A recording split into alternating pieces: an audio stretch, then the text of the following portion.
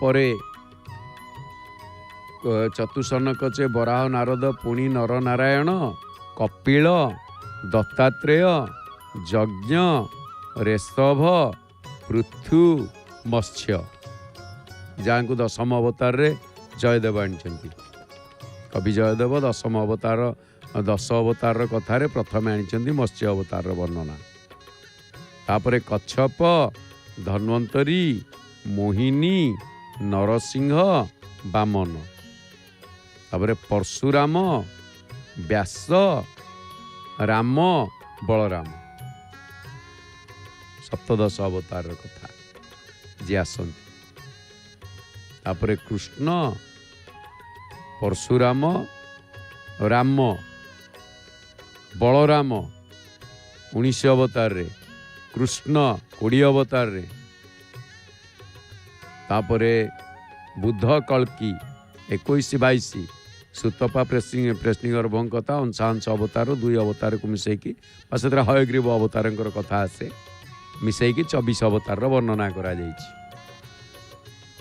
ଏକ ଅବତାର ସେଥିପାଇଁ କୁହାଯାଏ ବ୍ୟାସାୟ ବିଷ୍ଣୁ ରୂପାୟ ବ୍ୟାସ ରୂପାୟ ବିଷ୍ଣବେ ନମୋ ବୈ ବ୍ରହ୍ମ ବିଧୟେ ବାସିଷ୍ଠାୟ ନମୋ ନମ। ବଡ଼ ଦେଉଳକୁ ଦେଖୁଛେ ଆମେ, ବଡ଼ ଦେଉଳରେ ବାନା ଉଡୁଛି। ତେଣୁ ଆଜି ଯେଉଁ ଗୁରୁ ପୂର୍ଣ୍ଣିମା, ଏ ଗୁରୁ ପୂର୍ଣ୍ଣିମାର ଗୋଟେ ସୁନ୍ଦର ଦର୍ଶନ, ଯାହାକି 12 ମାସରେ 12ଟି ପୂର୍ଣ୍ଣିମା ପଡ଼େ। 12 ମାସରେ ପୂର୍ଣ୍ଣିମା 12ଟି ପୂର୍ଣ୍ଣିମା କ'ଣ?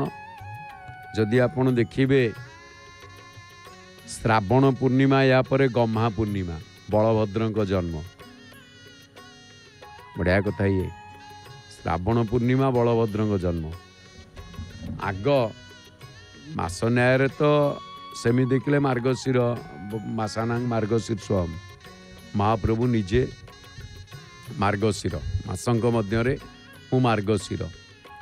ତେବେ ୟା ପରେ ଆସୁଛି ଶ୍ରାବଣ ପରେ ଶ୍ରାବଣ ପୂର୍ଣ୍ଣିମା, ଗହ୍ମା ପୂର୍ଣ୍ଣିମା ବା ଯାହା ବଳଭଦ୍ରଙ୍କ ଜନ୍ମ, ରକ୍ଷାବନ୍ଧନ, ରାକ୍ଷୀ ପୂର୍ଣ୍ଣିମା କୁହାଯାଏ। ତାପରେ ପୁଣି କ'ଣ ନା, ତାପରେ ଆସିଯିବ ଭାଦ୍ରବ ଇନ୍ଦୁ ପୂର୍ଣ୍ଣିମା। ଇନ୍ଦୁ ପୂର୍ଣ୍ଣିମା ଭାଗବତଙ୍କ ଜନ୍ମ। ତାପରେ ଆଶ୍ୱିନ ପୂର୍ଣ୍ଣିମା କୁମାର ପୂର୍ଣ୍ଣିମା, କାର୍ତ୍ତିକେୟଙ୍କର ଜନ୍ମ। ତାପରେ କାର୍ତ୍ତିକ ପୂର୍ଣ୍ଣିମା ରାସ ପୂର୍ଣ୍ଣିମା। ଏ ଗୋଟେ ବଢ଼ିଆ କଥା, ମହାପ୍ରଭୁଙ୍କ ଲୀଳା। ଏଥିରେ ଜନ୍ମ ନାହିଁ କାହାର, ଏଥିରେ ଲୀଳା ମହାପ୍ରଭୁଙ୍କର। ତେଣୁ ରାସ ପୂର୍ଣ୍ଣିମା, ତାପରେ ଆସିଗଲା ମାର୍ଗଶିର ପୂର୍ଣ୍ଣିମା। ମାର୍ଗଶିର ପୂର୍ଣ୍ଣିମାଟି କ'ଣ ନା ପଣ୍ଡୁ ପୂର୍ଣ୍ଣିମା। ମାର୍ଗଶିର ପୂର୍ଣ୍ଣିମାଟି ପଣ୍ଡୁ ପୂର୍ଣ୍ଣିମା। ତାପରେ ପୌଷ ପୂର୍ଣ୍ଣିମା ପୁଷ୍ୟାଭିଷେକ, ମହାପ୍ରଭୁଙ୍କର ପୌଷ ମାସରେ ପୌଷ ପୂର୍ଣ୍ଣିମା, ମହାପ୍ରଭୁ ପୁଷ୍ୟାଭିଷେକ ହୁଅନ୍ତି। ପୁଷ୍ୟାଭିଷେକ ପରେ ପୌଷ ପୂର୍ଣ୍ଣିମା ପରେ ମାଘ ପୂର୍ଣ୍ଣିମା, ମାଘ ମାସ, ଯାହାକି ଅଗ୍ନି ଉତ୍ସବ ପୂର୍ଣ୍ଣିମା। ମାଘ ମାସରେ ଅଇଘରା ପୂର୍ଣ୍ଣିମା, ଅଗ୍ନି ଉତ୍ସବ ପୂର୍ଣ୍ଣିମା କୁହାଯାଏ। ତାପରେ ମାଘ ମାସ ପରେ ଫାଲ୍ଗୁନ ମାସ, ଦୋଳ ପୂର୍ଣ୍ଣିମା। ଫାଲ୍ଗୁନ ମାସଟି ଦୋଳ ପୂର୍ଣ୍ଣିମା। ତାପରେ ଚୈତ୍ର ମାସ ତାକୁ ମଧୁ ପୂର୍ଣ୍ଣିମା ବୋଲି କୁହାଯାଏ। ଚୈତ୍ର ମାସ। ତାପରେ ବୈଶାଖ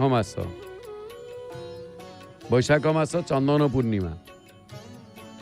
ଜ୍ୟେଷ୍ଠ ମାସରେ ସ୍ନାନ ପୂର୍ଣ୍ଣିମା।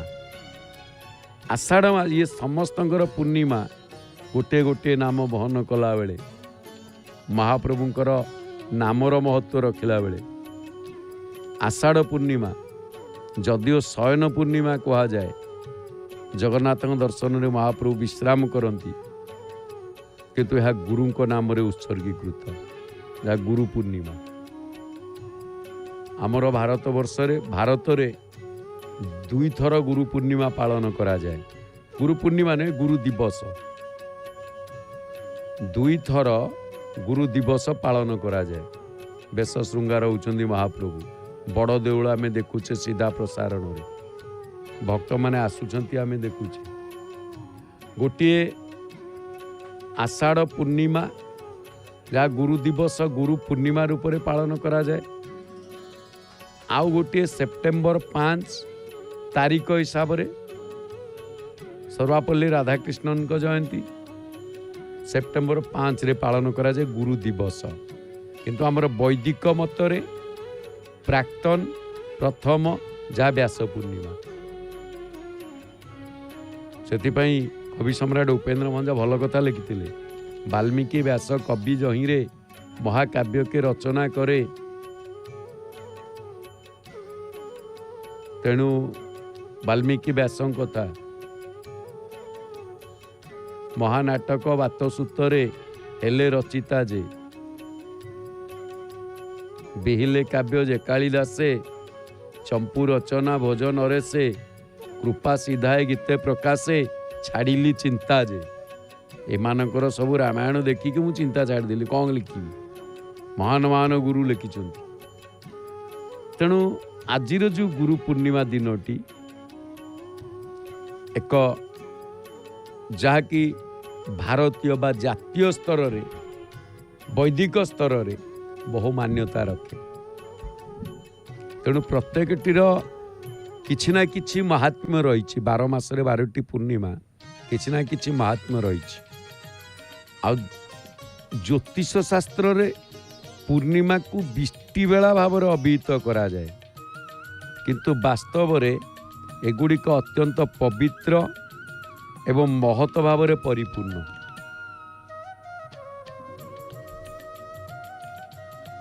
श्रीमंदिर रे जगन्नाथंकर द्वादश यात्रा भितर महाप्रभुंकर गोटे पूर्णिमा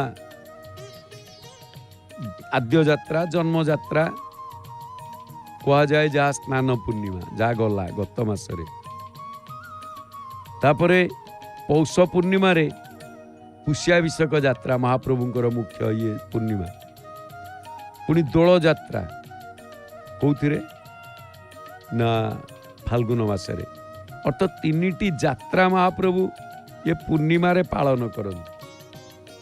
3टी पूर्णिमा रे 3टी यात्रा पालन करती। से दोलेच दोल गोविंद चापेच मधुसूदन आउ रथे तु वामन दृष्टा पुनर्जन्म न लभ्यते। चंदन पूर्णिमा रे जदिओ चंदन यात्रा किंतु अक्षय तृतीया ठू आरंभ तो ना चंदन पूर्णिमा ताको बुध पूर्णिमा कहते। बुध शीतलर प्रतीक चंदन शीतलर प्रतीक तेणु चंदन पूर्णिमा कह जाए। किंतु विशेषकर यात्रा पौष पूर्णिमा रे स्नान पूर्णिमा रे फाल्गुन पूर्णिमा रे आउ एतद व्यतीत महात्म्य बहुत अच्छी एमती गमा पूर्णिमा है नीति अच्छी कुमार पूर्णिमा रास पूर्णिमा कार्तिक पूर्णिमा को रास पूर्णिमा कहते। तबे हिंदू शास्त्र रे ये आषाढ़ पूर्णिमार गुरुत्व माने रही जहाँकि गुरु पूर्णिमा ताको गुरु पूर्णिमा बा व्यास पूर्णिमा भाव में ये ख्याति लाभ करिछि।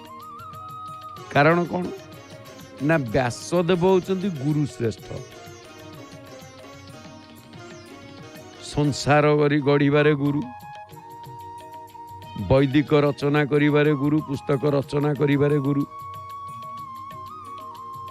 तेणु भगवानंकर एक अवतार तेणु तांकर महान आदर्श गुण राशि एवं आचार विचार समग्र मानव जाति को उद्बुद्ध करिछि। तेणु धर्म दर्शन शास्त्र रे गुरु को साक्षात परम ब्रह्म बा ईश्वर बोली कहा जाइछि। ସେଥିପାଇଁ କହନ୍ତି ଗୁରୁ ମାତା, ଗୁରୁ ପିତା, ଗୁରୁ ବ୍ରହ୍ମା ବିଷ୍ଣୁ ହର। ଗୁରୁ ମା, ଗୁରୁ ବାପା, ଗୁରୁ ବ୍ରହ୍ମା, ଗୁରୁ ହିଁ ବିଷ୍ଣୁ, ଗୁରୁ ହିଁ ମହେଶ୍ୱର। ଗୁରୁ ସାକ୍ଷାତ ପରମ ବ୍ରହ୍ମ ତସ୍ମୈ ଶ୍ରୀ ଗୁରବେ ନମଃ। ସନ୍ଥ ତୁଳସୀ ଆରମ୍ଭ କଲେ, ବନ୍ଦ ଗୁରୁ ପଦ ପଦୁମ ପରାଗା, ସୁରୁଚି ସୁବାସ ରସ ଅନୁରାଗା। ଗୁରୁ ବନ୍ଦନାରୁ ଗୁରୁଙ୍କ ପାଦକୁ ପଦ୍ମ ପାଦ ବୋଲି କୁହାଯାଏ। ଗୁରୁ, ତେଣୁ ଆପଣ ଦେଖିବେ ବାଦାନୁବାଦ ରହସ୍ୟରେ